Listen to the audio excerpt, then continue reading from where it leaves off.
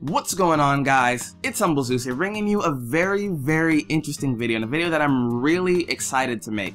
I wanted to make this video actually a really long time ago, but it didn't even occur to me to make it until I couldn't do it anymore. So I want to jump right into this because it's really interesting and I want to get all that I can into this video, which is why it's a bit longer than most of my normal videos. Now obviously you can tell I'm not playing Call of Duty. I'm not playing anything remotely similar to Call of Duty. What I'm playing, if you don't know, is SkullGirls Encore, if you couldn't tell by the title. Or if I didn't put it in the title, then I'm telling you right now, that's what I'm playing.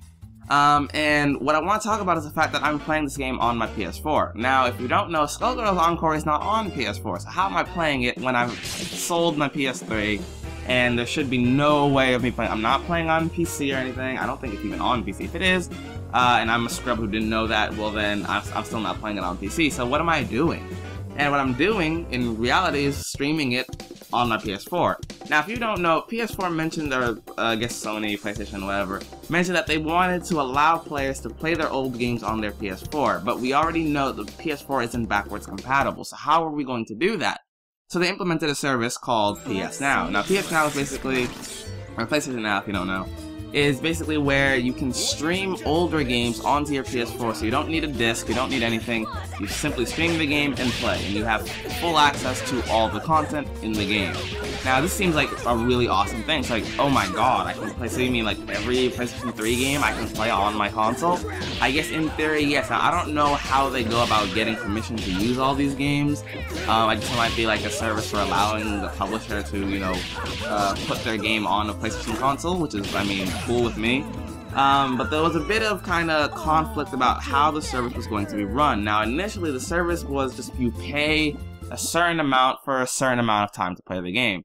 So I tried a game that just seemed relatively interesting to me, that didn't feel like a waste of money, and it was about like $3 to play it for a few hours. Now that to me wasn't horrible.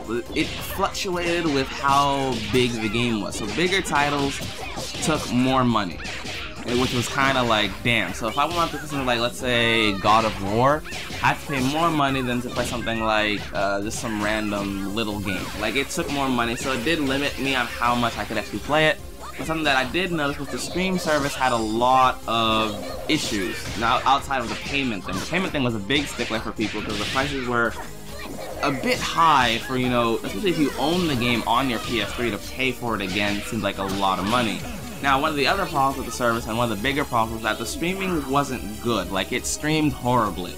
Like, you could play it, and all of a sudden the quality and frame rate would just crash, and it would come back, and it would crash again, or the game would freeze up. It wasn't a good streaming service, and it kind of diminished my hope for thinking they were going to leave it.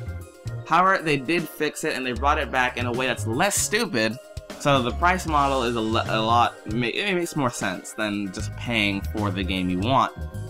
So what it does is it's now a subscription model, kind of like PS Plus or Xbox Live's subscription model, where you pay a certain amount a month and it's completely separate from PS Plus. So if you're thinking, oh, you get it for free because you're a PlayStation Plus member, you do not. You have to subscribe to this, so it's a mini subscription within another subscription.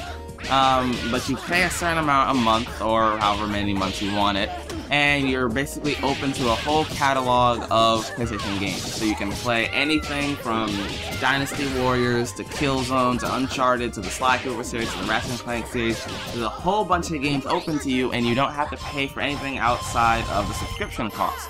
Now, subscription cost, from what I remember, is for a month is $20, $19.99. And I think for like 3 months it's like $50, which is kind of, to me, a bit crazy, because PlayStation Plus for like $50 is like a year, I'm pretty sure. So, you know, it's kind of like, whoa, that's a bit steep. So yeah, the money thing is a bit still backwards to me. I can understand why, I mean, kind of. I would definitely like the price to be lower. I couldn't think of an ideal price right now. I would definitely like the price to be lower. However, I think a big stickler point is I'm pretty sure that you don't need PS Plus for this to work. So if you're not someone who's interested in online games at all, but you'd still like a bigger catalog of games, more things to do, then maybe the PS Now subscription is a good thing for you. I think it could be a really awesome thing for people who don't feel like playing online, but definitely want that experience, and you know, they have the internet connection, but they're just like, I'm not an online person, I don't feel like doing it. That's completely cool. I'm pretty sure it works just fine without it, as long as you can access the PS Store. and download it, and you know, pay the subscription fee, then you're good. That's it. That's all you need to do. So, for my mind, the service is, while it has its pricing point issue, I think is a really awesome service. Now, getting into how well it actually functions. It functions really well. I haven't found any issues streaming games. I'm not, like, I would say, I don't have the best connection in the world. I have a really nice connection, but definitely my connection fluctuates a lot. And if you're someone who doesn't have really awesome internet, you might find paying for the service not really well in your interest, because the game will lower in quality, the frame rate will jitter a bit if your internet connection isn't really stable. So I would either suggest getting an Ethernet cable and hooking it right in, which is what I do, even though I know the Wi-Fi is good. I'm still like, let me just, make a direct connection. And it works just fine. It functions well, the starting time is not too long. All you have to do is find the game you want to play, hit start. Lo and behold, the game will start up in about, I would say, a minute or so. Not very long, very quick, very convenient, very fun. Now, the catalog of games is, like I said, really big. As far as I've seen, there's like 100 plus games. I haven't actually counted if it actually is 100 plus, but there was definitely a large list of games, and they weren't crap titles, which is the big thing for me. I was afraid that initially I was going to have to be stuck with a bunch of crap titles, maybe smaller games that made their way onto the PS Store. Not necessarily that they were crap, but they weren't titles that would interest me, and there actually were a lot of titles. Killzone was there, Uncharted was there. I got to try Dynasty Wars, I got to try the Lego Batman series that I never got to try because I was like, I can't justify paying for it. So there was a lot of games that I really wanted to play. The Ratchet & Clank series, the Sly Cooper series, and I can't wait to see what other games get put on the system. And I just kind of want to make this video so you guys not only are aware of it, because I know a lot of people aren't actually fully aware of that it came out, and that you guys, get trying it. They do give you a free, I believe, 7-day trial, so you can see if you like it, and you can cancel before you get billed, because I believe they bill you at the end of that. So if you're not interested in it, on the 6th day, cancel the service so you don't have to pay that bill and then move on. Or if you're interested, let it charge, it'll reset again, and you can keep playing.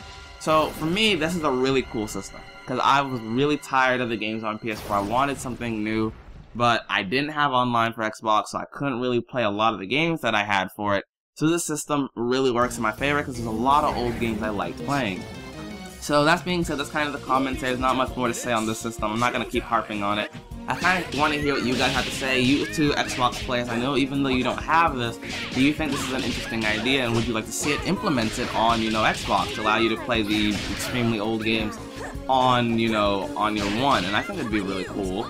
I mean, I don't own a one. I intend to own one at some point, but not anytime soon. It's got a PC.